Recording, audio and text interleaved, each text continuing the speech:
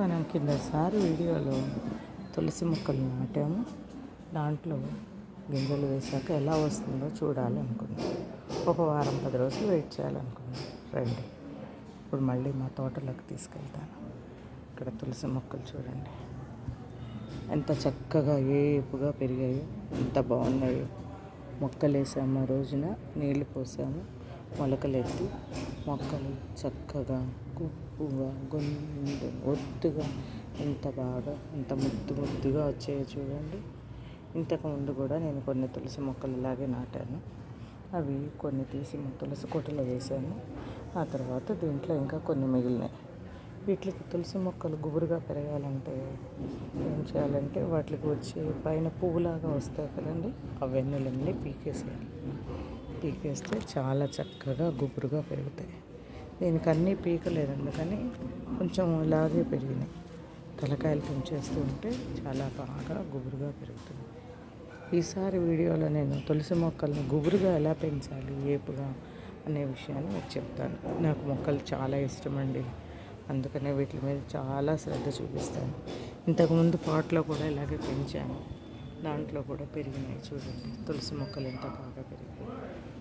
వీటిలో నుంచి చాలా ఒత్తుగా వస్తే కొన్ని మొక్కలు తీసి మా తులసి కుండీలో కొన్ని పెట్టుకున్నాను. మా వాళ్ళకి కావాల్సిన వాళ్ళందరికీ ఇచ్చాను. ఇంకా ఇవి మిగిలినవి. ఇవి ఎప్పుడైనా ఎవరికైనా పూజ చేసుకునేటప్పుడు కావాలంటే కోసుకుంటూ ఉంటాం.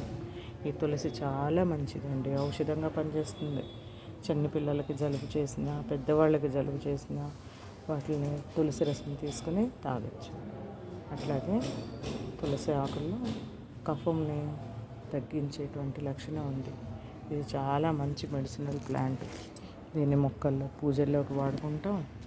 దీన్ని ప్రతిసారి ఏ దేవాలయంలో అయినా పూజలకి దండగా కట్టి వేస్తూ ఉంటారు. సో ఇది ఇంట్లో ఉండడం చాలా మంచిది. తులసి మొక్క ఇళ్ళల్లో ఉంటే చాలా మంచిదని చెప్తారు. చూసారా ఎంత బాగా ముద్దుగా పెరిగినాయో ఈ తులసి మొక్కలు. మళ్ళీ ఇవి ఎవరైనా కావాలంటే వాళ్ళకి ఇస్తూ ఉంటాం. అలాగే మనకు కావాల్సినవి పెంచుతూ ఉంటాం. మధ్యలో కూడా చూడండి అలా చిన్న మొక్కలు ఎన్ని వచ్చాయో, ఎంత బాగా వచ్చాయో, ఎంత ఏపుగా పెరిగాయో, ఎలా వస్తున్నాయో చక్కగా. ఇప్పుడు ఇలా వచ్చిన వాటిల్లో పెద్దగా ఉన్న మొక్కల్ని తీసి సపరేట్ చేసి వేరే ఇంకో కుండీలో పెడితే ఈ కింద మధ్యలో ఉన్న చిన్న మొక్కలు కూడా మళ్ళీ పైకి వస్తాయి అన్నమాట. అవి కూడా ఎదుగుతాయి. లేకపోతే వాటిని ఎదిగేందుకు స్థలం సరిపోదు కదా, అందుకని ఇరుకుగా కిందగా చిన్నగా ఉండిపోయినాయి. ఈ పెద్ద మొక్కలు తీసేస్తే చిన్నవి కూడా పైకి ఎదుగుతాయి అన్నమాట.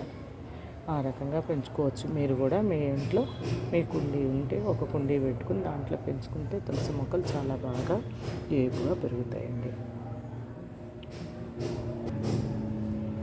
మీకు కూడా ఇంకా ఏమైనా తెలిసిన విషయాలు ఉంటే మాతో కూడా షేర్ చేయండి. ఇది నచ్చితే మీకు లైక్ చేయండి, షేర్ చేయండి, సబ్స్క్రైబ్ చేయండి.